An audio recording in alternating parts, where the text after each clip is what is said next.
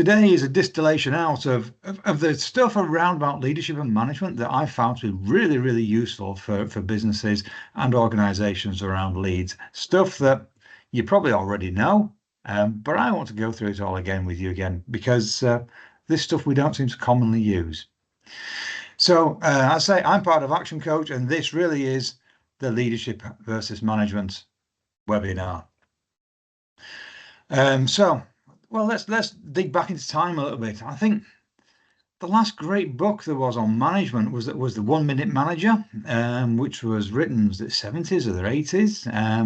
And since then, there's not been really hasn't been a book to touch that. I think Jim Collins nearly touched it with Good to Great. There was some great stuff in there, but the 1 Minute Manager was possibly one of the last great books. And since then, and through the 90s, management kind of got a bad name. I think there were too many managers who were too dictatorial. The management style got a bad name, and so management has got a bad name. So I want to kind of bust some of those myths going forward. So perhaps as a coach, it's worth just coming straight into this for you guys and saying, look, as you come to this webinar now, and you're going to invest the next 60 minutes with us and our learnings, what is it that you guys want to get from today? Just on your notepads in front of you right now, just to get some clarity around what it is that you want to achieve, what it is that you want from today, what is it you want to achieve, what is it you want to learn. Because, well, the more clarity we have around what it is that you want to achieve before you set out, then the more likely we are to fulfill that going forward. So just take a minute or two to write down what it is that you want to achieve today, what you want to take from today's seminar. And I guess one of the questions that springs to mind when we start thinking about leadership and management is great leaders. Are great leaders born as great leaders, or are they made? Do they grow into it? Are they destined to be that? You know, if we think back to great leaders, I don't know, Winston Churchill, for instance, you know, did he pop after the womb as a great leader? Or did he build the skill sets along the way with ambition, with clarity, with goals? And did he build skill sets along the way to get to be there? Are great leaders born, or do they develop and grow as time goes by? And so it's a question to ponder on, because as you start to build skill sets as managers and then start to build skill sets to communicate with people, does that make you then into a great leader? Because what I find is really interesting, and I've found this across businesses as I've worked in many different sectors, great leaders attract great employees. Now, great employees want to work for great leaders. Great employees don't want to work for average leaders. Great employees don't want to work for average companies. Great people want to work in great companies that are achieving great things. Therefore, being a great leader will attract the great employees, and great leaders will build great people. And the thing is, if you build great people, they will build a great business for you. And as business owners, as leaders in business, as managers and as directors, what we're looking for is how do we develop people who are going to grow the business around us? And not only do great leaders build great employees, they also retain great employees. So we don't just recruit them, we find them, we build them, we train them to run the business, and we keep them, much like ideal clients and ideal customers. You know, we find them, we build them, and then we keep them. And that's one of the real tricks to profitability and an easier life in business and a successful business, is retaining the great employees. So on top of the kind of management and leadership piece we're speaking about, I want to add a third term as well, and one that's not often discussed. The greatest leaders and the greatest managers that I know and I've worked with have also been coaches, whether they've known it or not, but their progression through a conversation has been through questions. And I absolutely believe that questions are the most powerful tool in leading and managing people. And coaching is the basis of using great questions. A great question, if you think about it, a great question will make you think carefully about the answer. So, for instance, if a client of mine comes to me with a goal, it's my role to challenge them. They come to me with a goal, and maybe that. So why that number? And why isn't it half that number? In fact, why is it not twice that number? In fact, if it was 10 times that number, or it was 100 times that number, what would you have to do differently? And 100 times that number is a completely different scale, isn't it? A solution that works for 100 times will actually work for 10 times and 2 times. But it changes the mindset and changes the thought process. So challenging people is a big part of coaching, and coaching is a big part of great management and great leadership. So is it management versus leadership, or is it management or leadership, or is it management and leadership? Well, for me, it's definitely management and leadership. It's definitely an and. There is a business needs great management and great leadership. Now, the interesting part of that is they don't need to be the same person. A great leader in a business doesn't need to be a manager in the business. And the managers in the business don't need to be great leaders. Let me repeat that again. Great leaders in the business don't need to be great managers. And great managers in the business don't need to be great leaders. Because management needs to be a system and needs to be a process. This is what I've learned through the years, that management, when it's set up as a process, when it's set up as a system, is massively effective at driving two key things. Those two key things are competence and productivity. The role of a manager, and I'll come back to this over and over again, the role of a manager is to drive competence and to drive productivity in an organization. The role of a leader is to enroll and inspire, to drive passion, to engage their team. So not necessarily the same person to manage and lead. So it's definitely an and, but it's definitely or potentially two people. So anyone that's worked with me before will understand that the three behaviors that we speak about, that beneath the point of power, there lies blame, excuses, and denial. The blame, excuses, it stands for bed, just lying in your bed. Three behaviors in the world. If you lie in your bed, if you just lie there and do nothing, achieve nothing. Blame, excuses, and denial are giving power away to the world around you. So blame is kind of, looking outwards and saying, well, perhaps it's the universe around me. It's the weather conditions. It's the current government. It was their faults. It was the marketplace. It was the customer. It gives power away to other people. Or excuses. Well, because we're English, we tend to use reasons more than excuses. The reason why that happened is just somebody looking for an excuse and passing the power on somewhere else. And denial is those people who think they're great, but actually they're not. Or denial is when an issue arises and then it's denied that it actually was an issue at all. And these blame, excuses, and denial, they are all symptoms of bad management or lack of management. Now, when we get above the point, we're talking about leadership. Leadership occurs above the point.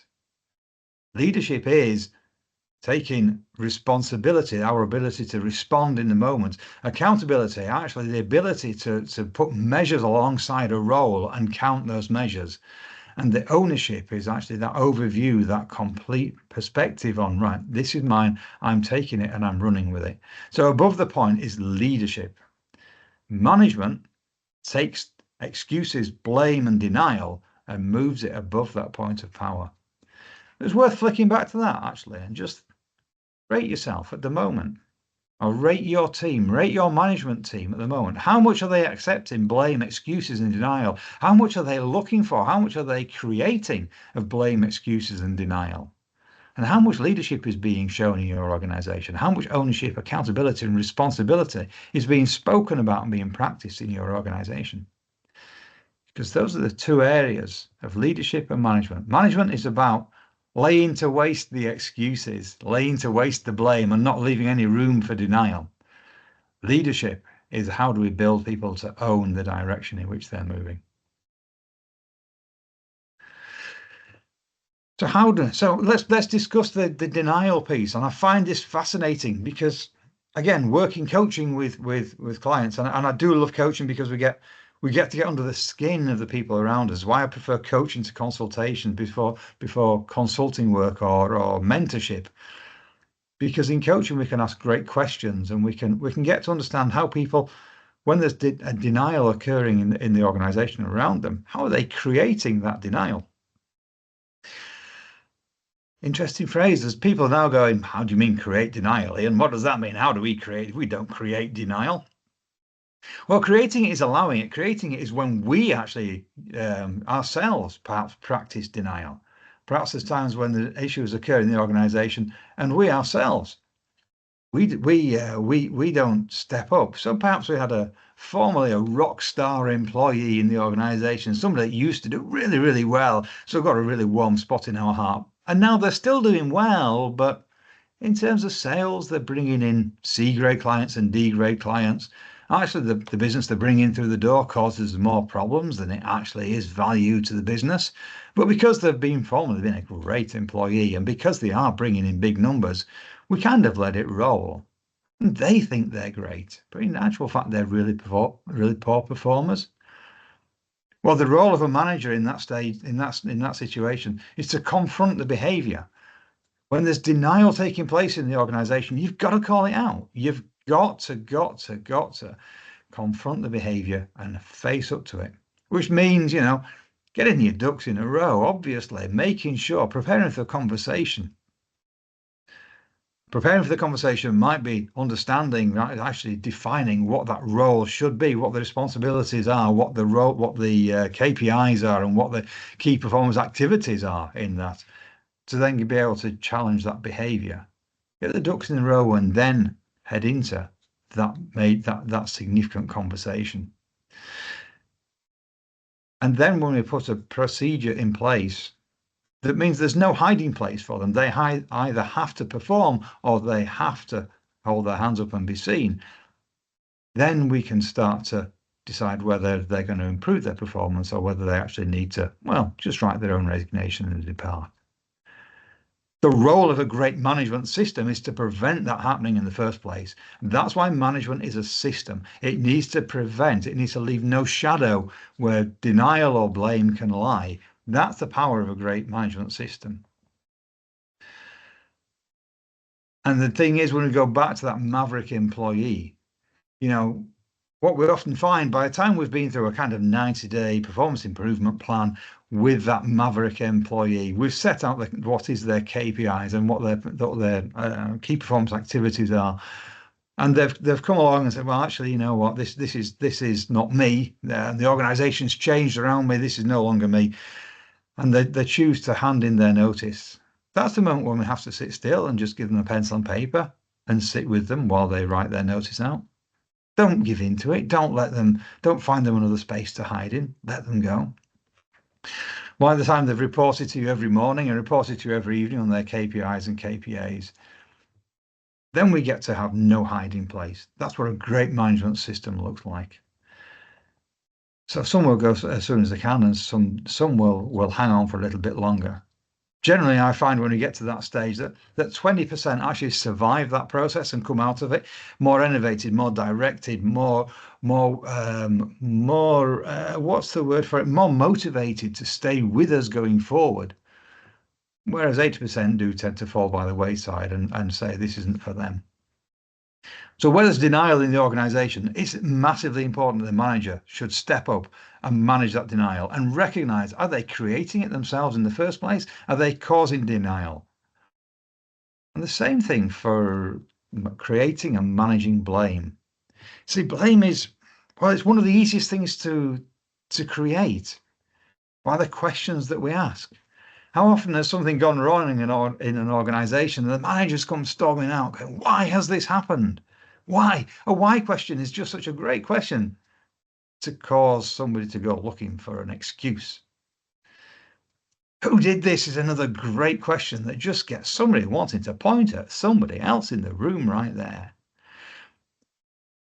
But then just interesting to work out, how often do we do it ourselves? How often have we blamed the customer? Or have we blamed somebody on the shop floor? Have we blamed the current environment or our predecessor?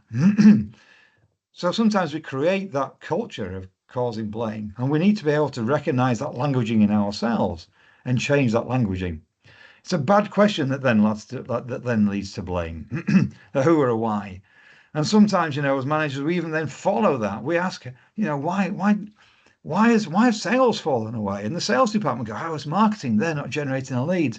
And sometimes we're foolish enough to go following that blame, and we'll go knock on the door of marketing and go, come on, guys, why are we not getting the leads through the door? And all we've just done is reinforce the blame cycle. And that's an interesting point, because I've found, as I've worked through different organizations, that when I'm managing somebody who's looking after a department that I've run myself, I will accept far fewer excuses from them than I will from a manager who is running a department I haven't worked in or haven't run myself. Because of the level of experience I've got, and I can spot the excuses, the blame and denial from a mile away. Whereas if it's a department I'm not so familiar with, then I'm not so good at spotting it. And I've found that my job as a manager is the consistent and never-ending removal of excuses, blame, and denial. I'm going to repeat that because I do love that sound snippet. The never-ending removal of blame, excuses, and denial. But I have to know their role in order to do that. So sometimes those forward-moving questions are also me learning their role. And sometimes I need to learn. It's the learning that takes me to a place where I can actually become a much better manager when I understand what their role looks like, what their department looks like, how their part of the business works. Which kind of leads us to the great questions, not asking who questions and not asking why questions, because, well, if we ask a who or a why question, actually we're killing the trust straight away. Somebody will form the trust us, and then we turn around and say, why did you do that? Well, they're suddenly, I've got to look for an excuse for why I did that. They don't want to do that. While emotion is high in the moment when the mistake has been made, there's low logic. Where there's high emotion, there's low logic. That's not the time to ask a why question. There's time for a post-mortem later. Right now, we don't want to promote that blame, excuses, and denial. Right now, we want to be asking forward-leaning questions. So if this hasn't gone out the door, the question we're going to be asking is, so what is it that we can do to get this out of the door? If something's gone wrong, if a problem has arisen, we need to be asking a forward-leaning question in terms of how do we resolve this? That starts to rebuild the trust again. Then maybe we want to add some time frame to it. So how do we resolve this? How are we going to get this out of the door in the next 10 minutes? And then perhaps we need to sometimes dig into a bit more detail for that guy that girl that we're managing. So it's what two things can we do right now to get this out of the door in the next 10 minutes? That kind of forward-leaning question, that kind of investigation of where is their mindset, where is their knowledge on this, that's what starts to rebuild the trust. See, what I found is one of the dumbest things that arose in management, and this arose during the 80s and the 90s, and it perhaps was the killer of so many great managers, was that ridiculous phrase, my door is always open. That is just such a ridiculous phrase to use for any competent manager, because the last thing I want is my employees feeling that whenever they get an issue, whenever they get a problem, whenever they get a challenge, they need to come and see Iain to get the answer. That is just not my definition of competency. I worked with a guy over in Selby for a while. He had a printing press, a significant size business with multiple presses. And his joy in life was actually setting up printing presses so they ran really, really well. And my work with him was actually to get him out of the running the day-to-day of the business so he could actually focus on the engineering stuff he enjoyed doing. And I spent a lot of time working with this guy, and I noticed very early on that from his office, which had a vantage point over the shop floor, when a printing press stopped, when it failed halfway through a print, it had a flashing beacon lit up on top of it. And he could see this from his office, and he would leap out of his chair. Now, it's an interesting thing. The printing press has stopped, production has stopped. In an ideal world, that business owner would leap out of his chair, he'd see the flashing beacon and go, hell, do you know, I've trained my team so well. I have such a highly competent team who are so focused on the productivity and the delivery of our great service. They are so competent and so well trained. I know they can fix that machine and we will be running again in minutes. Do you think that's what he said? Or do you think he leapt out of his chair and he threw on his back a metaphorical cape and he ran down the stairs and ran down the shop floor to go sort that press out and get it running again? What do you think he taught his team every time he did that? Every time he ran across that shop floor to sort out their issues, every time he ran across that shop floor, he taught them, I don't trust you to sort this out. There's only me can sort this out. I don't trust you to do it. He also taught them that if they got any issues, he was the one sole person that could sort it out. He created a one-man bottleneck in his business all by himself. But more importantly, he also taught those guys that if they folded over the corner on a sheet of paper halfway through the stack, they would get a 10-minute smoke break while he went to sort out their machine. Superheroitis, massively, massively dangerous skill set and belief. Really is really worth asking yourself right now, managers in your organization, managers around you, on a scale of 1 to 10, how prevalent is superheroitis in your organization? So next time an employee comes knocking at the door of their manager to ask a question, how do I resolve? Are we going left with this? Are we going right with this? That isn't our opportunity to offer an answer. That isn't the manager's opportunity to offer an answer. That is the manager's opportunity to ask a great question. And he won a great book on this. It's the 1 Minute Manager through and through again, which covers this so well. If I do all the thinking, I become the bottleneck in the business. If a manager has to do all the thinking, they become the bottleneck in that business. But if that manager instead asks a great question and empowers that employee to make their own decisions, and suddenly, we're moving to build competency, to build trust, to build forward momentum and motivate the team. So how prevalent is that superheroitis in their organization? In fact, thinking about it, how often have you had that manager, the lecture manager, who in the middle of a crisis leaps into the middle of the fray and starts pointing a finger left, right, and center, lecturing us on what should have happened and why it's gone wrong in their opinion? How well do we remember those leaders, those managers? What we really need to do, what we've learned through the years is that when we go back later to take the incident to pieces, to conduct the post-mortem, then when the emotion has fallen away and logic has returned, then we can start to make a genuine understanding of what went wrong and what we need to do and put in place in systematic terms to make sure that doesn't happen again. But in the moment, asking a forward-moving question and allowing that member of our team to actually manage themselves, that's how we build competency. And that is the interesting part about, right, managers. How much of their management is themselves and how much is the system?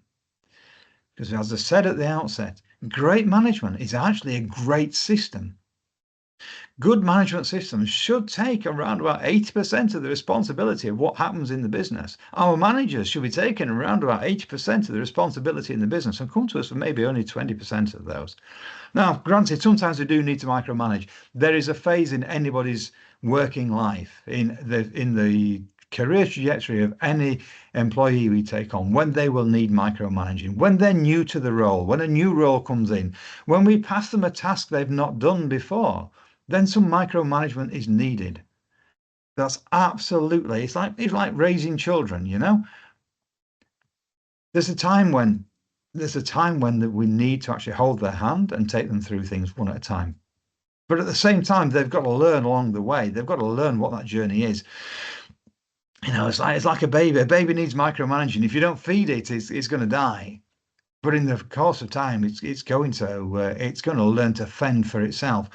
A brand new employee needs somebody to lead them, to show them what the ropes are, to show them, train them on the systems that they need to run and the decisions that go around that. Now, that's okay to micromanage them for a while. It doesn't need to be you that micromanages them. It could be somebody else in the organization who's micromanaging them through that process. And eventually, they either need to pick up that system. Granted, if it takes them 5 years of micromanagement, they may be either the wrong person or the wrong system. But But somehow we know we need to have the system in place. We need to understand that micromanagement has a place. It has a place in every delegation cycle. It has a place in every new role that comes on board. And we need to be aiming for that 80-20 rule.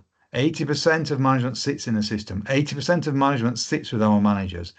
20% of management, away from the system, sits with the managers. 20% of their work, they can come back to us. And they need a definition of how to do a good job. And this is one of the things that I repeatedly find is missing in businesses right now, is the definition of what a good job is, a definition of success for our employees. A manager who doesn't know what success looks like for each of his team will have an unhappy team. Those team members need to know when they go home at the end of a day's work, have they done a good day's work? Which is why KPIs are not necessarily just a big stick to brace people with. KPIs are the thing that which should make our employees happy and content at the end of the day, that they have done what they need to do. And then we think about the development of the manager themselves. When they've been through that micromanagement phase, then they get to stand on their own 2 feet. Then they get to the phase where we've coached them to the extent where they're stopping asking us questions all the time, and they learn to manage themselves and make the decisions for themselves 80% of the time. Then those guys have got themselves to a condition, to a state where they are promotable, but not before. It's only when they've got to the point of being great self-managers that we can start to think about promoting them. Far too many managers I come across in business today have been promoted to the limit of their incompetence. They were great at doing a job, and so they got promoted, which is an absolute death knell. It is absolutely a poison chalice. Our managers need to be great managers. They need to be great at the process of managing before we can promote them to be managers in our organization. And great management means great accountability for people, for numbers. Okay, going back to that 20% again. Okay, we need to be making decisions. We need to be helping our managers out around about 20% of the time, spending around about 20% of our time leading our people. Actually setting KPIs. So KPIs, key performance indicators, right? What a horrible term. How disjointed, how disconnected that is from reality.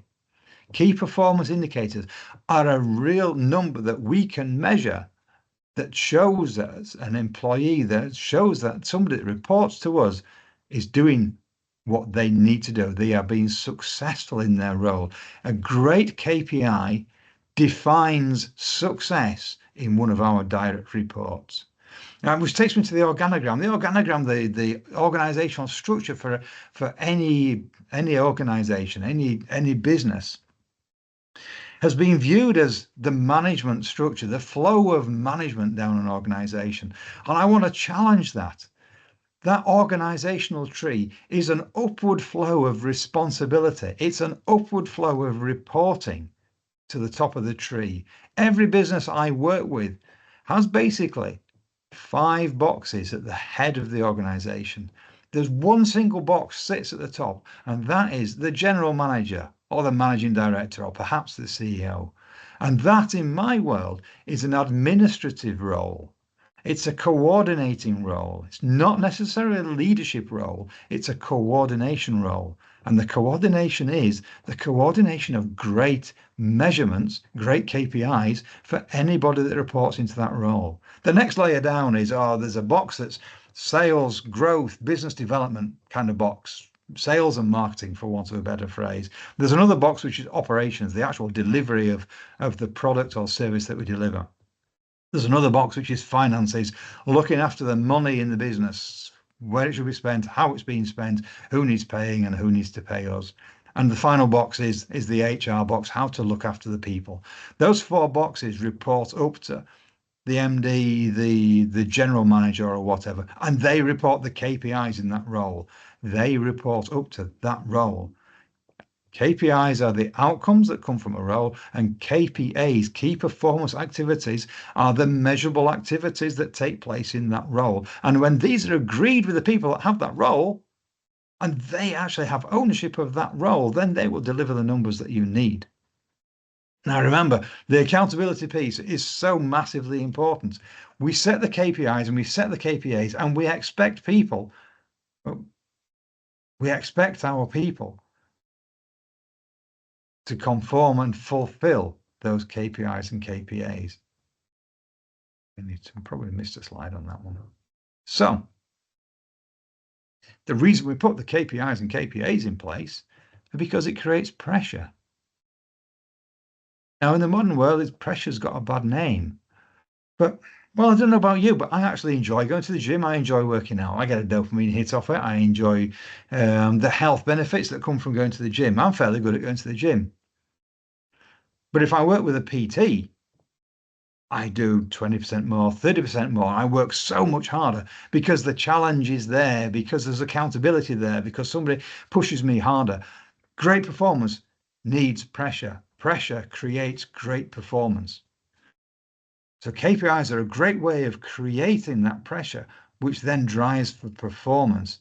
And it's our role then to hold them accountable. As managers, it's the role to hold them accountable to those KPIs and KPAs, because that pressure will drive their performance. And employees who are stretching the boundaries of where they sit comfortably are enjoying themselves massively in their role. That's where job satisfaction comes from actually being pushed to the limit of their comfort zone. But then thinking about, in the leadership, it's the ownership. When we're talking about ownership, now, this isn't about having a shareholding in a business, and I can't tell you how many businesses I've come across that have been made massively dysfunctional by passing shares out to people in the organization, because the thought was it would give them ownership and buy them into the direction, the vision of the business, and it doesn't. If the direction of the business, if the vision of the business, if the mission of the business hasn't already brought in those employees, if our leaders are not so engaging and enrolling that our team haven't fully bought into the vision of the business, then their heart isn't in it, and their wallets certainly won't take them there. So great leaders are the people who bring on board our employees to share the vision of where we want to go, to give them a motive. I love the word motivation. It's actually built up of having a motive, a shared goal, a motive to drive forward. Motivation is that action to move forward. And when we get the right people who are driven in the same direction as us, driven towards that same goal that we want to drive towards, then they behave like they own the place. And this is almost like the most blissful place when you're running a business, when the team around you are shoulder to shoulder driving in the same direction as you. And then it's important to reward the loyalty that you see, because they are the employees that are going to stay with us and carry on driving the business forward. And the rewards are not necessarily financial rewards. The reward is how we help them to grow and how we help them to develop. Go back to Maslow's fundamental human needs. Actually, growing as people is our fundamental human need. Once we've completed safety, security, and physiological needs, the need for recognition and the need for personal growth outweighs another increase in salary or a bonus. How many times have you handed a bonus to the team and 4 weeks later, maximum of 6? It's just the norm for those guys. It has no benefit in driving them forward. But this to a question. So what's your style? The style you have, what is it creating? What's the style of the manager in your organization? What are the behaviors that it's creating? What's the culture in your organization creating? Is it creating blame, excuses, and denial, or is it creating ownership, accountability, and responsibility? Because the culture and the style of the leadership in the business will create some behaviors, and they're either below that point of power, blame, excuses, and denial, or it's creating behaviors above that point of power, responsibility, accountability, and ownership. And the role of a great leader is to build that passion and responsibility. The role of a great leader is to encourage the team to keep on growing. Right? So where the role of a manager is to build productivity and competency, the role of a leader is to build passionate, focused people. The role of a manager, well, because it had such a bad name through the years, I've just spent 12 weeks with Brad Sugars building a course, building a training course, which is, we looked at ILM training courses, we looked to get an ILM accreditation, massively expensive, and involved us putting stuff in the training course, which frankly wasn't useful in the day to day. We've looked at some of the free training that's around these days, as well as some funded training available, and found that as well, that was just ineffective. It was just training. So we spent some time investing in research on what's the best way of training new behaviors and training new systems in an organization. And we've come up with a rhythm and a cadence that brings learning into the workplace and then reinforces the learning with some behaviors, with some discussions, and then some actions, and then reinforces it again with some review and some new actions and some new learnings, and rinsing and repeating. Because we feel that management is such an important part that's missing in businesses today. Because although we started out saying that management and leadership are two different things, you can't have great leaders without having great managers to support them. Great management is essential in an organization in order that the entire team can afford to be enrolled and inspired. Because they're all saying that employees don't leave bad companies, they leave bad managers. It's so true. If we want to enroll and inspire, we need to have great managers in the organization. We need leaders and managers who are decisive and well educated. We need to be able to communicate the common goal that the business is driving towards. We need to be able to communicate what the plan of action is. And understand that when when our team try to make strides forward in their own way, if it doesn't work, they can come back to us in an open discussion, and they won't be judged and won't be vilified. They'll come back and they can have a discussion, which means that we have to have planning and discipline in place in the organization. And let's face it, at the end of the day, the qualities of a great leader come down to being fun and personable, actually being able to walk around that shop floor and have a conversation with anybody on that shop floor, and everybody else feeling they've had a conversation with somebody that's actually added value to their life. Remember, nobody cares how much you know until they know how much you care. So running a great company requires great management and great leadership. You can hire it, you can learn it, you can be coached into how to do it. We've built training courses in leadership and we've built training courses in management. We've worked out that over 12 weeks, we can coach and train a manager to be a great manager, to put a great management system in place. And in order to do that, we've had some learnings along the way. And here's the tips of great management, right? 6 tips of great management. Weekly meetings, weekly cadence of meetings. Monday is a weekly WIP meeting, work in progress. What are we going to do that week? This is a communication meeting where this is a communication meeting where our managers get together and discuss what they're going to achieve that week. This is the opportunity for anybody who's got a similar task to somebody else in the organization to be able to share learnings, to be able to share resources and work out this is where we can work together going forward. There are no surprises in the organization because everybody has shared what they're going to be doing that week together. And as managers and leaders ourselves of the organization, we get to learn what's going on in the organization. That's the weekly WIP meeting. Takes place on a Monday. What's going to happen this meeting? What's going to happen this week? There's another meeting takes place on Thursday. I call this the Lion meeting. Lion stands for last week, incidents, opportunities, and next week. And in the Lion meeting, we get together again, the management team, and we discuss what's happened in the last 7 days. What happened in the last 7 days? What is it that we're doing? And this is the kind of stuff that we spoke about in the WIP meeting previously. What did we actually achieve? What incidents occurred? What was critical to the business? Which customers did we piss off? Which customers did we let down? Were there any health and safety issues that arose? What suppliers failed us, or did we fail? Those are the incidents we want to report. And In that meeting, we want to know the opportunities that arose, and every member of our team should be bringing us opportunities. Opportunities to save money, opportunities to become more productive, opportunities to become more lean, opportunities to win more business, opportunities to get new suppliers. Our team should be bringing us opportunities all the time. And the final, the N is next week, what we have, and in broad terms, what we've got planned for next week. And on the Thursday as well, we have our one-to-one meetings. The one-to-one meetings with our team members, our direct reports, people who are reporting to us their KPIs.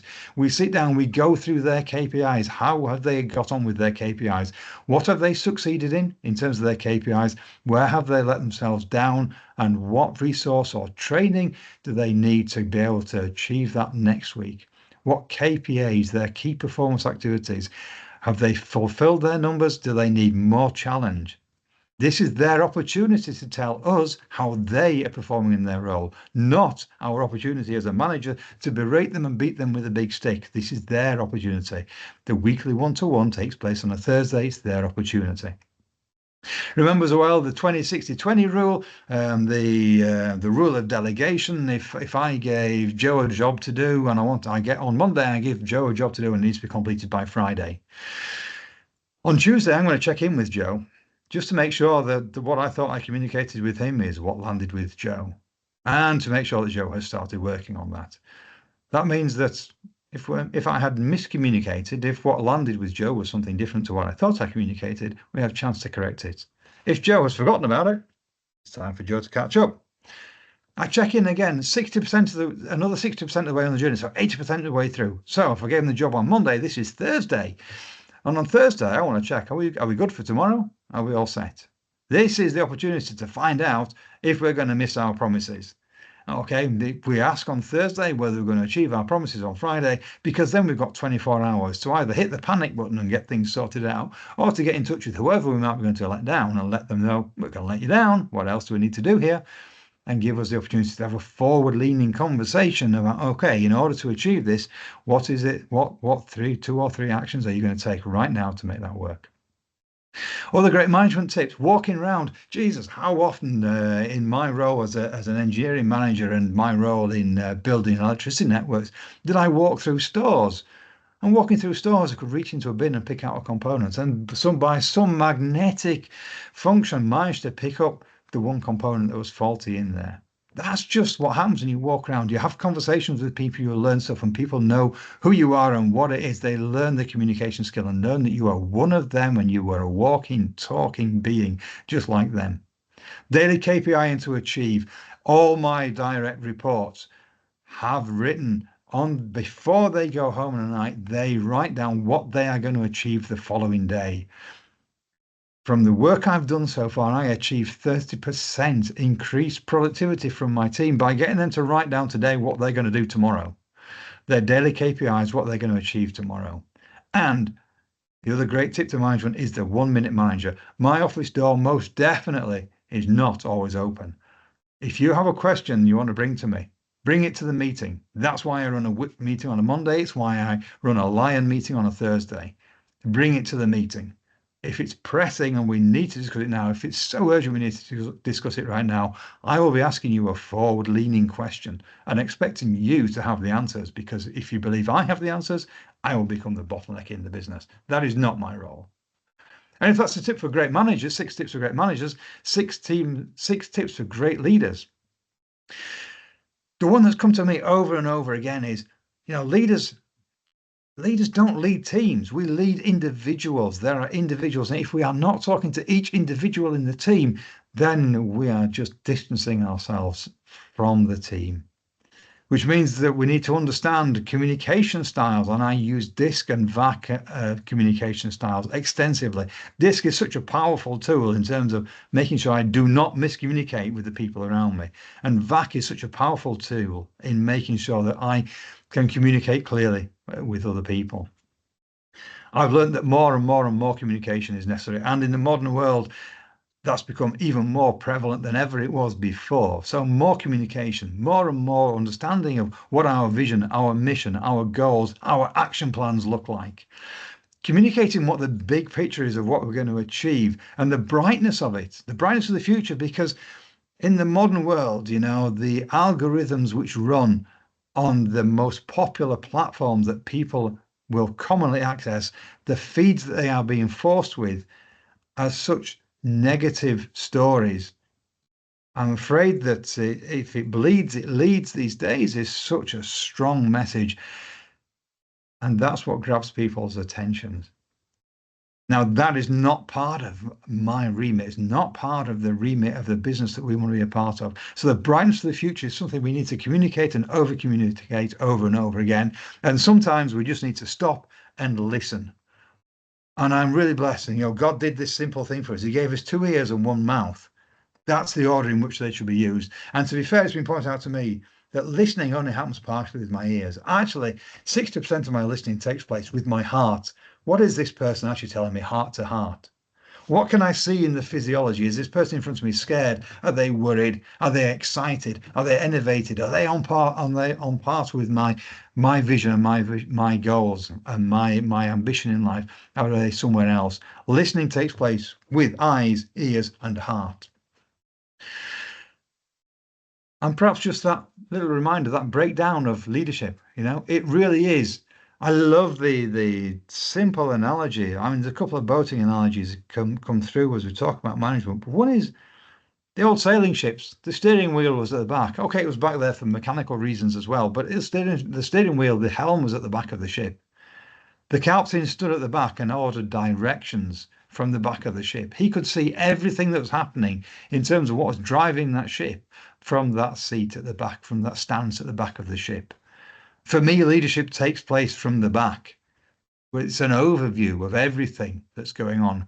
You can't lead from the front. You need to know what's happening. Like I say, we spent a long time researching this. We've spent a long time researching what great management is and why management has a bad name in the modern world, why managers have such a struggle. And it's been an absolute joy for me to put together a management training course. It takes 12 weeks, I find, to change the behaviors and put systems in place for great managers. And that course takes place over 12 weeks. It involves some learning, it involves some masterclass discussions, it involves planning and implementation. And after planning implementation, there's a review phase. Then we go back into more learning. And we talk about building competency and productivity. We go through how managers build their own competency and then how they build the competency of their team around them. But the one thing that this course does, and I've seen this over and over again, is it builds confidence. It gives confidence back to managers. Managers today have an invidious job in life. In today's woke society, in today's cancelled rich society, managers have a tough gig. The 12-week management training course, the masterclass, puts in place a management system in an organization. It is one of the most invaluable tools that I have developed at all in the last 35 years. It builds effective teams, it builds productivity, and it builds competency. Now, we ramp on from that. We also have a 12-week leadership course, which is to take the great managers and build them up the next stage to give them the overview, the charisma of a great leader. And again, that runs over 12 weeks. Those courses are running right now and available for you to drive your team forward. But for me, guys, that's it. I've taken the best part of an hour of your valuable time. If you have any questions at all, throw them in the chat box now. I'll do my best to either answer them right now or I'll send you messages across by email.